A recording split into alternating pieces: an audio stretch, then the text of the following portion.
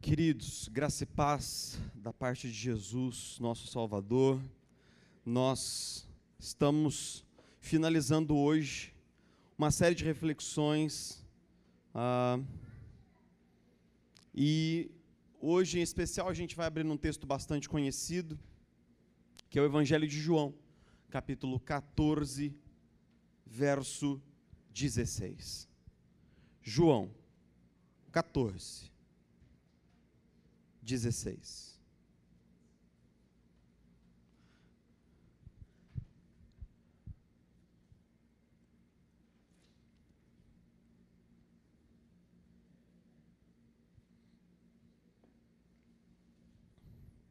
João 14, 16. Jesus, conversando com os discípulos, diz assim: E eu pedirei ao Pai, e Ele lhes dará o quê? Outro conselheiro para estar com vocês, o Espírito da verdade.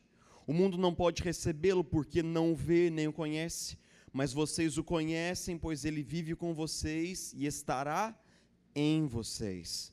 Não os deixarei órfãos, voltarei para vocês. Dentro de pouco tempo o mundo não me verá mais, vocês, porém, me verão. Porque eu vivo, vocês também viverão. Naquele dia compreenderão que eu estou em meu Pai, vocês em mim e eu em vocês. Quem tem meus mandamentos e lhes obedece, esse é o que me ama.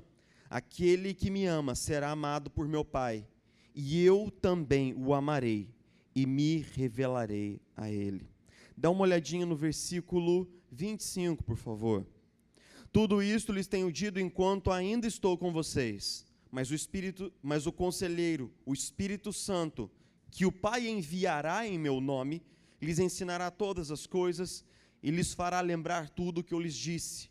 Deixo-lhes a minha paz lhes dou, não a dou como o mundo a dá. Não se perturbe o seu coração, nem tenham medo. Jesus, nós, mais uma vez, voltamos o nosso coração com toda a força para a Tua palavra, para as Tuas palavras.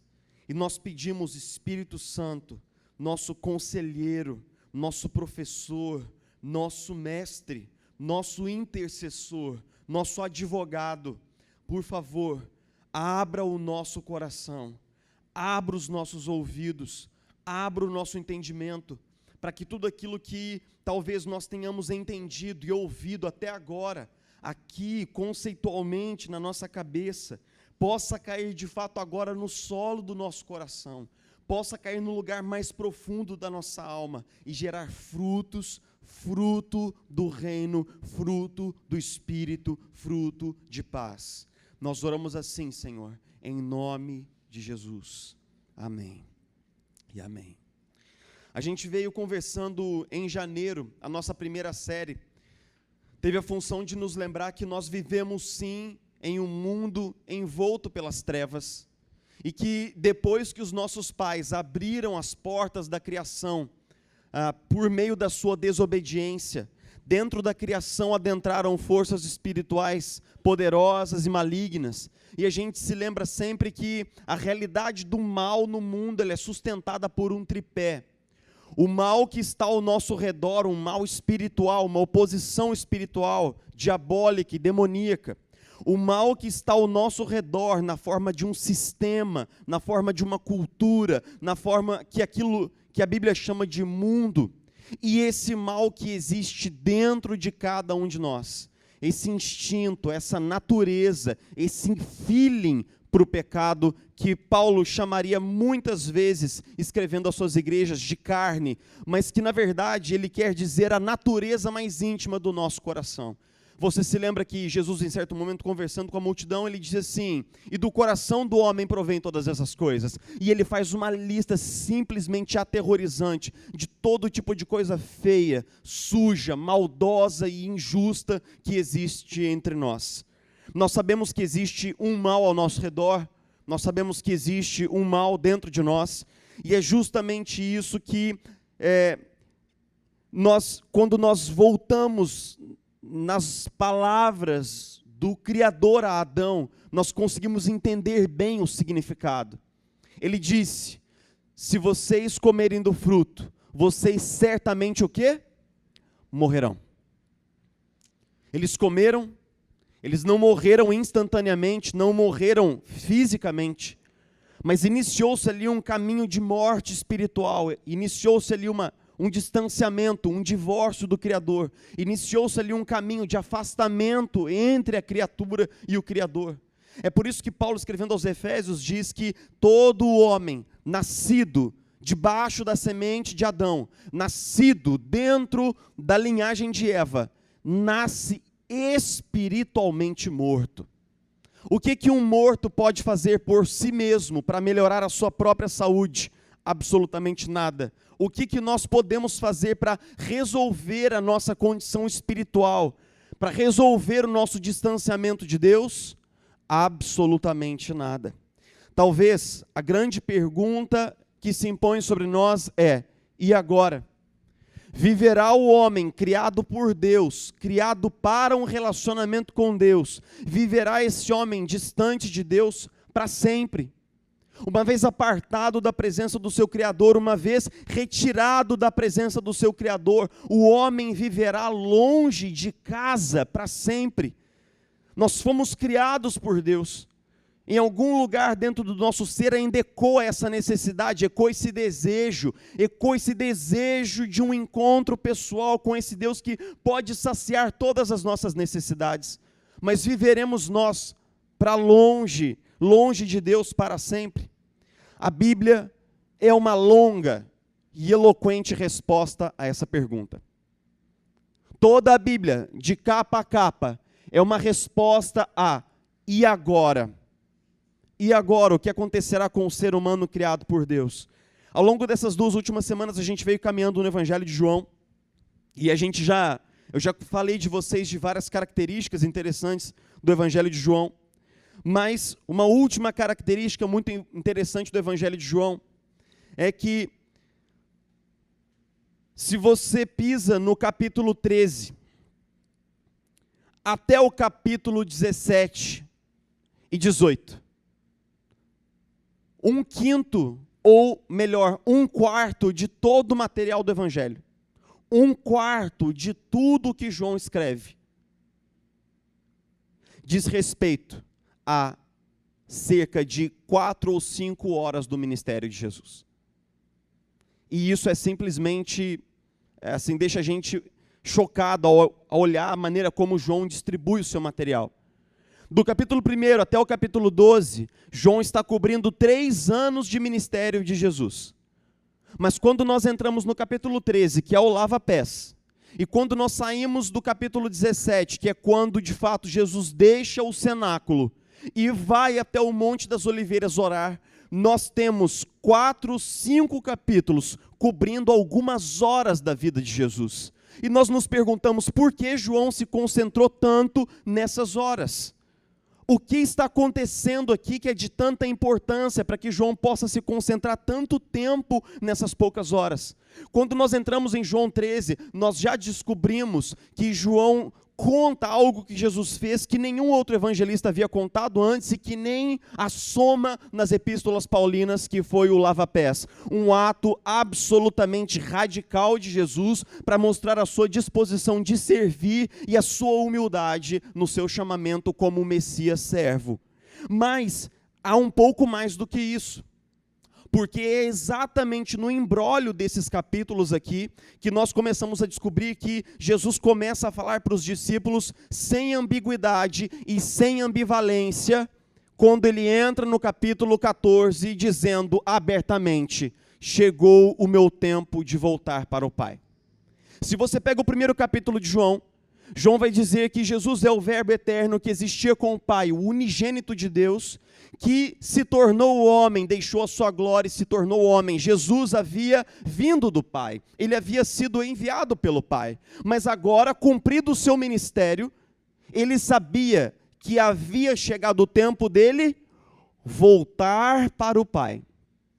Em certo momento, Jesus diz assim: vocês deveriam se alegrar comigo, porque chegou o tempo de eu voltar para o meu Pai.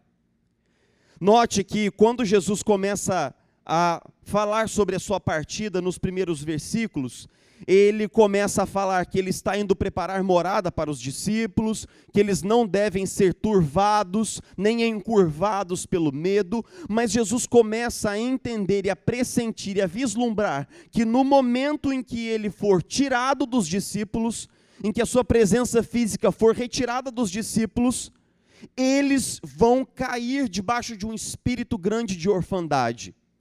E é lógico que a gente pode adivinhar por quê. Jesus tinha caminhado com esses caras 3 anos. Tinha sido um grande amigo, um grande conselheiro.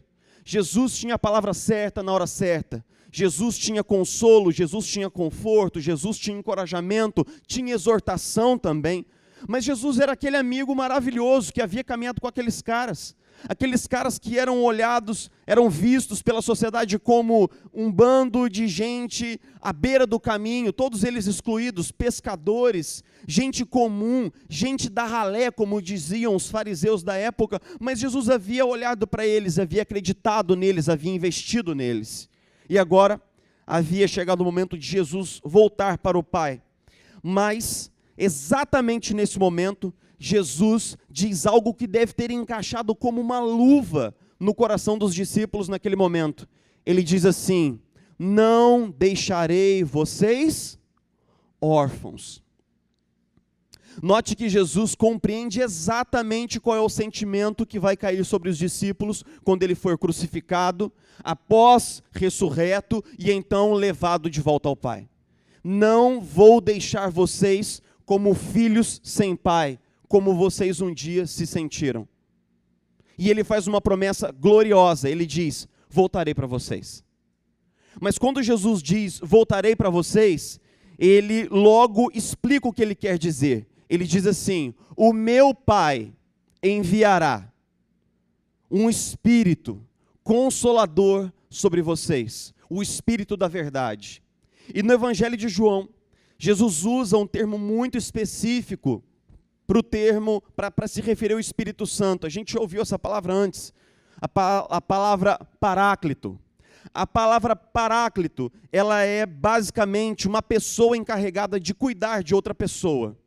Os conselheiros, os advogados, os cuidadores, eles eram chamados de paráclitos. É aquela pessoa que está ali do lado, dando bons conselhos, encorajando, animando, mostrando o caminho. É aquele cara que atua como um consultor, que atua como um conselheiro, alguém que é a seu favor, alguém que está ali para te encorajar. Mas uma outra coisa que quase passa desapercebido nesse texto, é quando Jesus diz assim: o Pai enviará um outro conselheiro. A palavra outro, para nós em português, é uma palavra que nesse contexto aqui quase é irrelevante, mas no grego não é, porque o termo outro no grego é uma palavrinha curtinha que chama alon, e essa palavra quer dizer outro, não no sentido de uma segunda coisa que é diferente da primeira, né? Quando você fala assim, você quer baunilha ou outro sorvete, você fala outro, você quer dizer uma coisa que é diferente daquela uma. Mas esse termo grego quer dizer um segundo que é exatamente idêntico ao primeiro.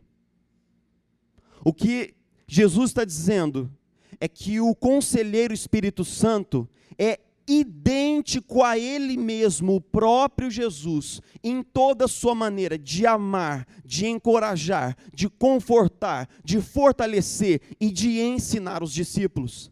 E se você ler a sequência do texto, você vai descobrir que basicamente todas as funções que Jesus havia feito, havia ensinado a palavra aos discípulos, havia revelado a verdade do Pai ao coração dos discípulos, havia fortalecido os discípulos, derramado paz no coração dos discípulos. Todas essas coisas agora Jesus diz que serão do ministério de quem?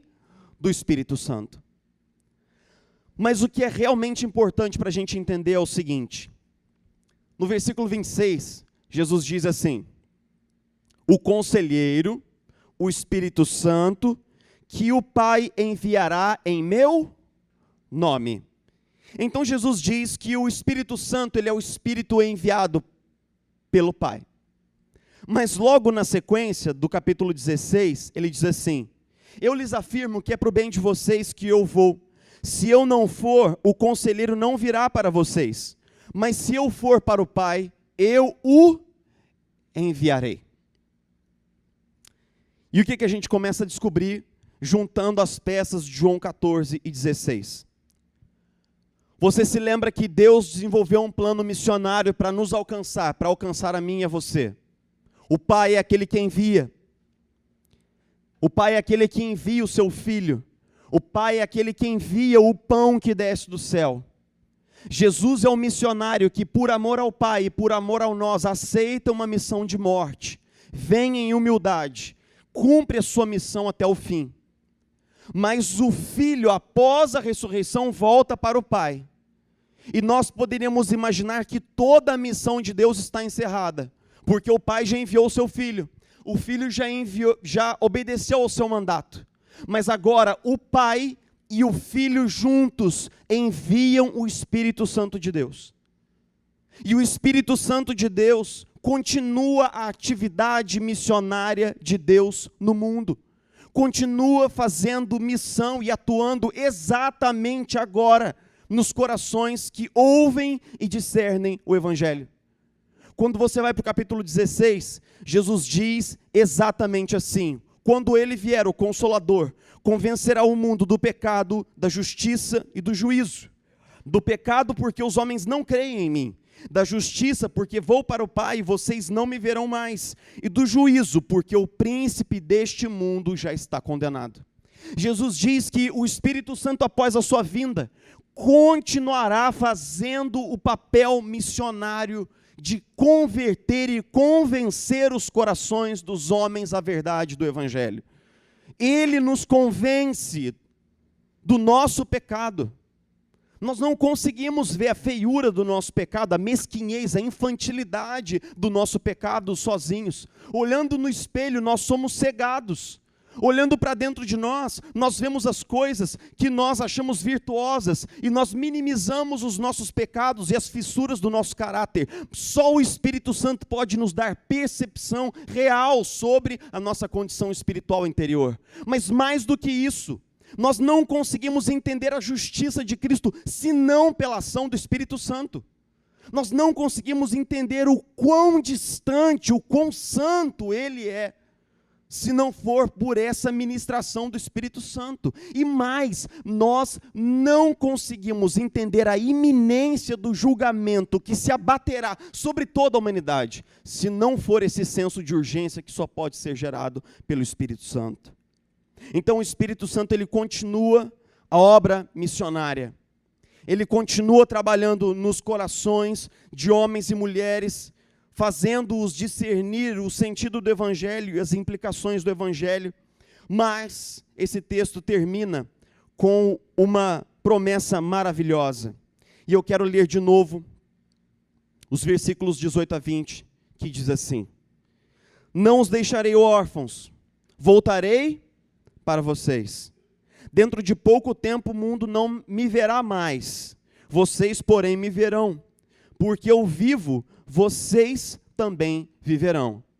E o versículo 20 diz assim: naquele dia, no dia em que o Espírito Santo vier sobre a igreja, compreenderão que eu estou em meu Pai, que vocês estão em mim, e eu em vocês. Esse versículo 20, ele é um versículo que ele amarra a teologia de Jesus a respeito da presença do Espírito Santo sobre nós. Porque ele diz que no dia em que nós formos regenerados e convertidos, no dia em que o Espírito Santo passar a habitar a nossa vida, então nós entenderemos que Jesus está no Pai, eles são um. Que o Pai está em Jesus, mas que nós também estamos em Jesus. E que agora o Pai, o Filho e o Espírito estão em profunda comunhão conosco, porque nós estamos unidos a Deus pelo vínculo do Espírito. Jesus encerra João 14 com uma promessa maravilhosa, uma promessa de que o Espírito Santo será Deus presente em nós, será todo o Deus triuno presente na nossa vida. E isso tem implicações maravilhosas para mim e para você. Eu vou encerrar essa reflexão mostrando dois caminhos, como a gente fez nessa série do princípio até o fim. Dois caminhos.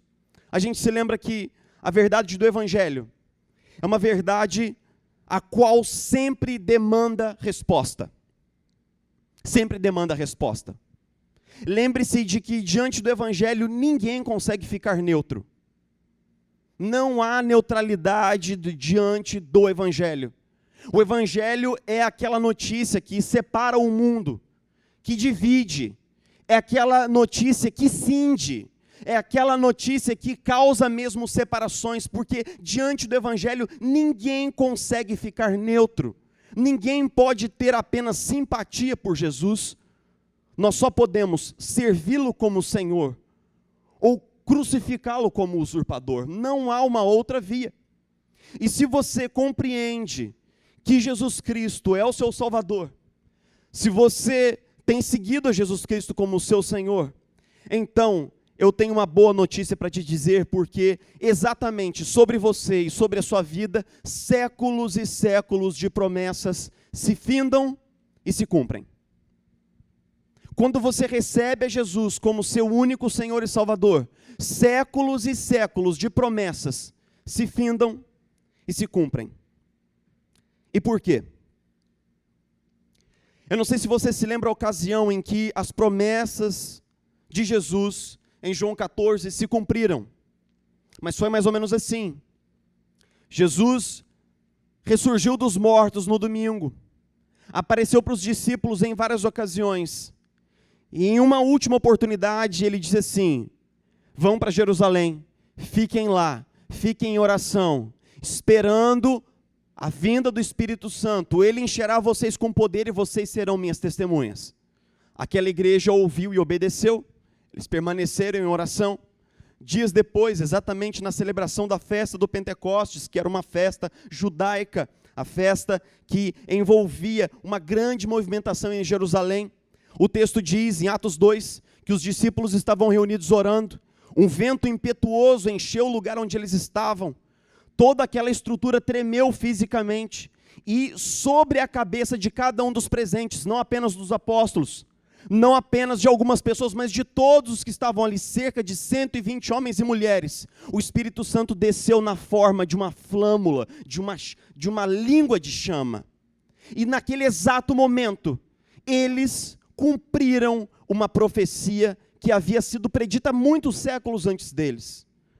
Porque quando Pedro vai explicar para aquelas pessoas que correram para lá para ver o que estava acontecendo, quando ele vai explicar o que está acontecendo, ele lança mão de uma profecia de Joel, que diz o seguinte: e depois disso, nos últimos dias, derramarei do meu espírito sobre todos os povos, os seus filhos e as suas filhas profetizarão, os velhos terão sonhos, os jovens terão visões, até sobre os servos e as servas derramarei o meu espírito naquele dia. Joel capítulo 2, versos 28 e 29. E é justamente dessa profecia que Pedro lança a mão para explicar o que havia acontecido ali. O que havia acontecido ali? Que uma promessa antiga de Deus havia se cumprido na vida da igreja. E qual é a importância disso? A importância disso é que se você for ler a sua Bíblia do Antigo Testamento, de Gênesis até Malaquias, você vai descobrir que o Espírito Santo agia e atuava profundamente na vida do povo de Israel, mas não sobre todo o povo de Israel. Sobre alguns homens específicos, homens que eram chamados para missões específicas, como Davi, por exemplo, como Moisés, e o Espírito do Senhor habitou a vida de Davi, e a partir daquele dia não se apartou mais dele, e o Espírito do Senhor veio sobre Moisés, e ele profetizou na presença do Senhor. Mas o Espírito Santo não vinha sobre todos, vinha sobre uns poucos, sobre alguns comissionados para tarefas especiais. E o que mudou? O que mudou é que com a morte e a ressurreição de Jesus, o Espírito Santo de Deus passou a ser enviado a todo aquele que crê no nome de Jesus. Não apenas sobre reis, não apenas sobre profetas, não apenas sobre sacerdotes, não apenas sobre uns poucos, mas sobre todo aquele que confessa o nome de Jesus. O Espírito Santo está acessível hoje para mim e para você. A presença do Espírito sobre a sua vida é prometida e garantida por aquele que morreu na cruz por você. E isso faz toda a diferença. Isso faz toda a diferença. Paulo, escrevendo aos Coríntios, disse que nós somos, sim, templo do Espírito. Acaso vocês podem tornar os membros de Deus membro de uma prostituta? Não sabem vocês que vocês são santuário do Espírito Santo, que o corpo de vocês é um santuário, é um templo? No passado, meus irmãos, Deus revelou a sua glória no templo de Israel. Revelou a sua glória no Santo dos Santos, onde havia a arca, o propiciatório e os arcanjos, e lá habitava a glória de Deus como um sinal de que Deus havia feito uma aliança com Moisés, e não haveria de se apartar da sua aliança. Mas Deus, desde o início, nunca quis habitar em templos feitos por mãos humanas. Não era esse o propósito do Eterno desde o primeiro momento. Ele sempre sonhou, quis e trabalhou para habitar na criatura que ele havia feito lá no Éden, a sua imagem e semelhança. Quando Jesus morre na cruz, o véu do santuário é rasgado e o Espírito é derramado sobre a igreja, Deus chega aonde Ele queria chegar conosco. Deus chega na comunhão íntima, profunda, pessoal, misteriosa, intransferível, inegável, que Ele sempre desejou ter com cada um de nós. Eu não sei se você já reparou, mas numa das festas dos judeus, na festa dos tabernáculos, Jesus foi a Jerusalém. João assim o diz. E diz que no último dia da festa, no último dia daquela festa, ele se colocou de pé e pregou um sermão dizendo: se alguém tem sede, venha a mim e beba. Quem crer em mim, como diz a Escritura, do seu interior fluirão rios de água viva. Glória a Deus. E ele estava se referindo ao Espírito que mais tarde receberiam os que nele crescem. Até então o Espírito não havia sido dado, pois Jesus ainda não havia sido glorificado. O que João está dizendo aqui é que quando o Espírito habita a nossa vida, aquela sede interior, ela não é só saciada.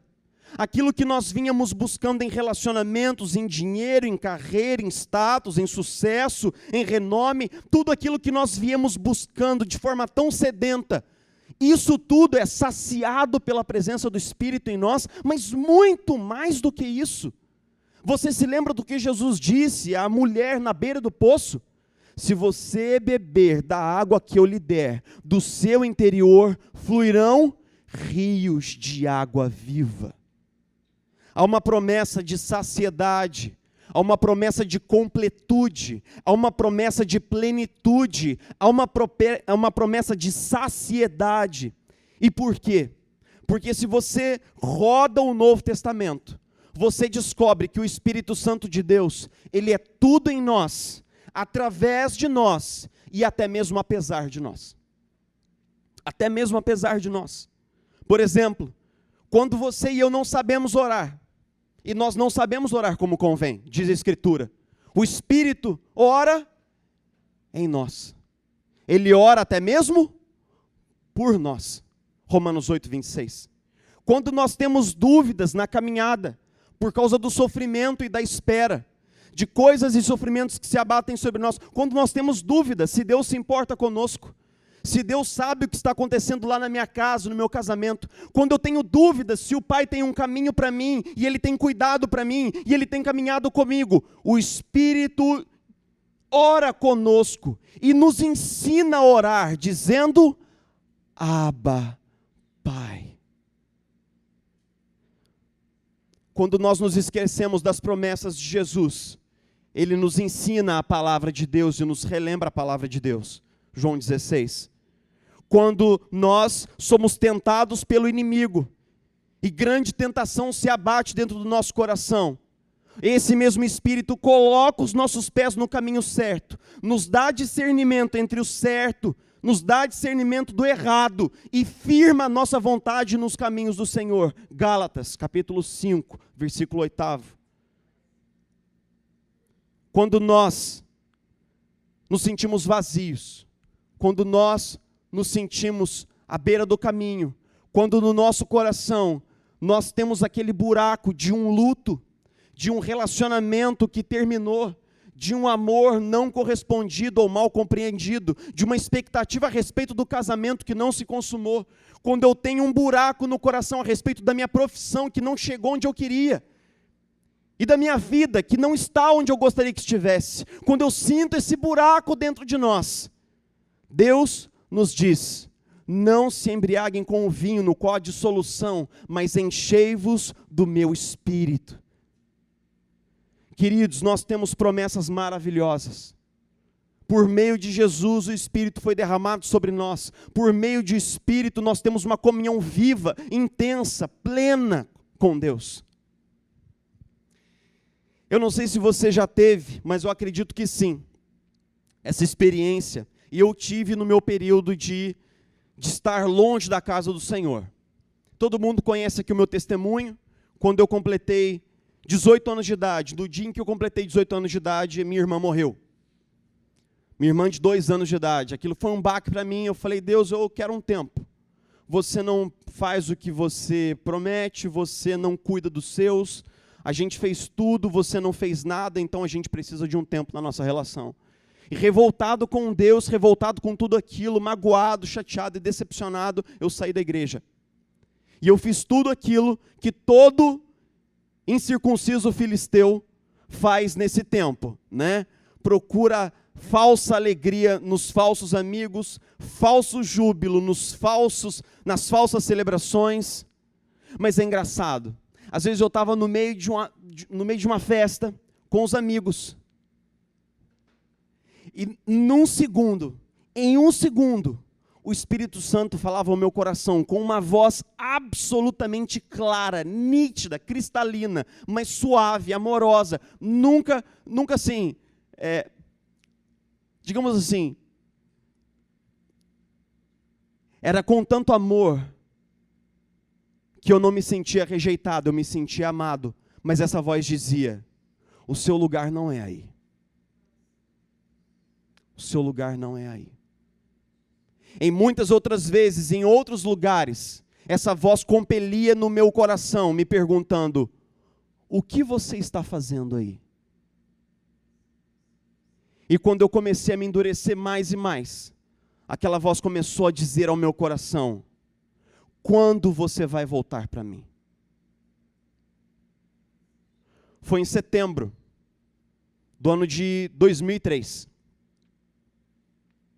Foi em setembro do ano de 2003 que eu já não podia mais calar aquela voz. A minha alegria foi arrancada, a minha paz foi tirada, a minha máscara foi arrancada diante do espelho. Deus garantiu a mim o seu amor, mais uma vez, e me chamou de volta para casa. E eu, como todo filho pródigo, voltei. E fui aceito. Fui amado. Poucos meses depois, algo que todo mundo julgava impossível aconteceu. Eu fui enviado direto para um curso missionário. Quando eu voltei daquele curso missionário, eu fui enviado para o seminário. E desde então, Deus nunca mais parou de fazer aquilo que Ele quis na minha vida, na minha família, no meu casamento. Eu te digo uma coisa. Essa voz que fala comigo, fala com você. Porque não é a voz do seu pastor, não é a voz do seu líder espiritual, não é a voz do seu discipulador, é uma voz que cala aqui dentro. Uma voz que você não pode mandar embora, é uma voz que fala aqui dentro e você sabe o que essa voz diz. E se ela te compele hoje, eu te exorto em nome de Jesus, ouça essa voz. Ouça o Espírito Consolador falando com você. Ouça enquanto Ele faz promessas e te chama para Ele. Ouça enquanto Ele fala com amor e fala com carinho. Porque essa mesma voz que fala com amor e fala com carinho, pode ter uma voz terrível também. Em certo momento do ministério de Jesus, Jesus fez uma cura absolutamente chocante. Ele expulsou o demônio de um homem que era surdo e cego. E o homem então falou e viu, mas os fariseus disseram assim: certamente é pelo poder de Belzebu que ele expulsa os demônios. E então Jesus respondeu àqueles líderes dizendo o seguinte: aquele que não está comigo está contra mim, e aquele que comigo não ajunta espalha. Por esse motivo eu lhes digo, todo pecado e toda blasfêmia serão perdoados aos homens, mas a blasfêmia contra o Espírito Santo não será perdoada. Todo aquele que disser uma palavra contra o Filho do Homem será perdoado, mas quem falar contra o Espírito Santo não será perdoado, nem nesta era, nem na era que há de vir. Esse texto de Jesus gerou infinitas discussões a respeito do que seria o pecado imperdoável. Mas o pecado imperdoável, em suma, é o seguinte: Don Carson diz, é um estágio de endurecimento do coração tão grande, na qual nós negamos aquilo que o Espírito Santo está fazendo e falando, mesmo quando fica claro que é o Espírito Santo de Deus, apenas por uma questão da nossa rebeldia. Não é ignorância. Não é ignorância, não é sem querer. Aqueles líderes estavam vendo grandes milagres da parte de Deus, mas ao invés de se humilharem diante da liderança de Jesus, eles disseram: está vendo? É pelo poder do diabo que Jesus fez essas coisas. E Jesus diz assim: quando nós chegamos num ponto de endurecimento tão grande, já não há possibilidade de perdão, o tempo está passado. O que eu quero dizer para você é aquilo que Clive Milton chama de a tragédia do endurecimento do coração. É quando você ouve, mas decide não ouvir. Não é uma questão de dúvida. Não é uma questão de um segundo discernimento, é uma questão de que o coração está tão duro que eu me nego a ouvir aquilo que o Espírito Santo está falando ao meu coração. O que eu quero te dizer é o seguinte: o Pai enviou o seu Filho. O Filho morreu na cruz do Calvário.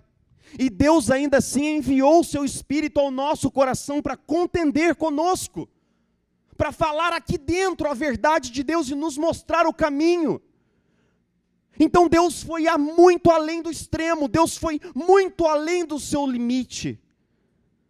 Ou melhor, dos nossos limites humanos. Deus foi muito além dos nossos limites para nos revelar a verdade do Evangelho. Mas há um ponto de endurecimento. E quando nós nos negamos a ouvir a voz de Deus, nós estamos pisando no terreno insólito do juízo. Eu não quero que você ouça isso com pesar no coração, mas quero que você ouça isso com alegria. Paulo, escrevendo aos Tessalonicenses, disse o quê? Não apaguem o Espírito. É lógico que eu não posso apagar o Espírito Santo de Deus como se ele fosse uma vela. Não cabe a mim, não cabe a você. Quem somos nós para fazer isso? O sentido desse texto é: não se ensurdeçam àquilo que o Espírito Santo está dizendo. Não se ensurdeça. Isso será pior para você. Isso será um caminho de destruição para você. Em todos os momentos nos quais Jesus fala com as igrejas do Apocalipse, ele sempre termina com um refrão. Você se lembra qual é? Aquele que tem ouvidos, faça o quê? Ouça o que o Espírito diz às igrejas. Ouvir ali não é só ouvir, é ouvir no sentido da Torá. É: ouça, Israel, o teu único Deus é o Deus que te tirou da terra do Egito. Não terás outros deuses adiante de vocês. É ouvir no sentido de atender, de obedecer, de se alinhar com aquilo que nós estamos ouvindo. Então, meu irmão, ouça. Ouça. Ouça. Quando essa voz compelir você aqui dentro, quando aquela voz sutil do Espírito Santo falar aqui dentro do seu coração, te convocando ao arrependimento, te convocando ao quebrantamento, te convocando a crer e crer de novo em Jesus Cristo, ouça o que o Espírito fala com você. Ouça, ouça, porque essa mesma voz, que hoje fala com amor, um dia será uma voz terrível. um dia será uma voz terrível.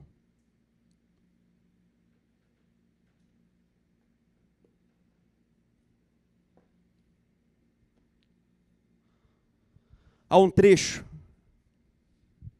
que diz assim: soada a trombeta do arcanjo, aquele que foi morto voltará,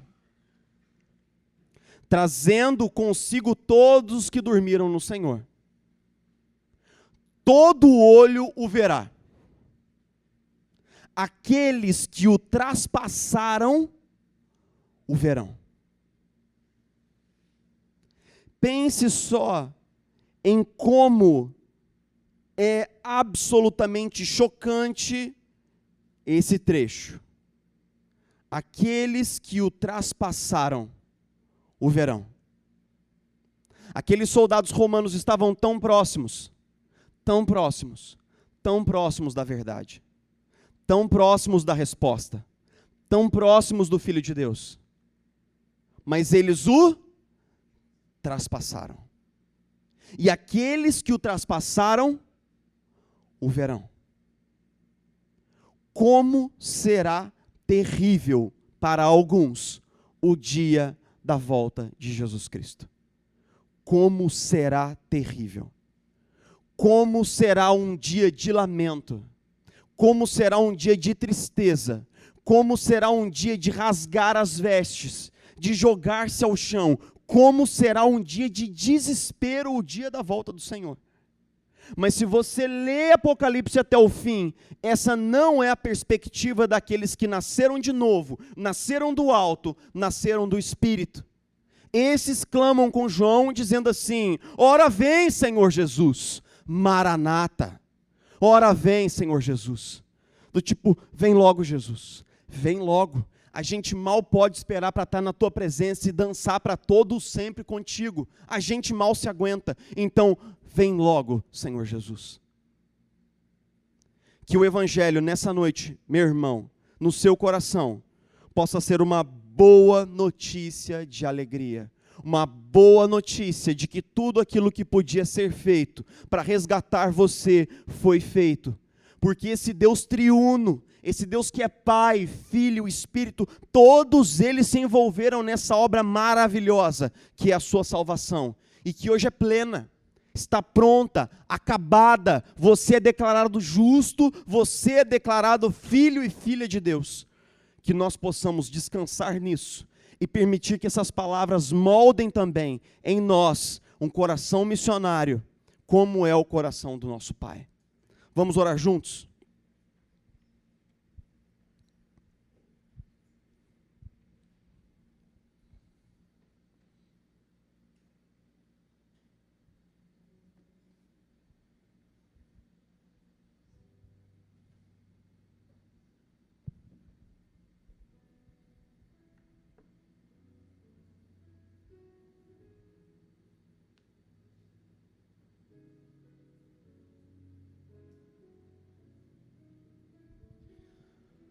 Espírito Santo, muito obrigado, você é o companheiro da caminhada.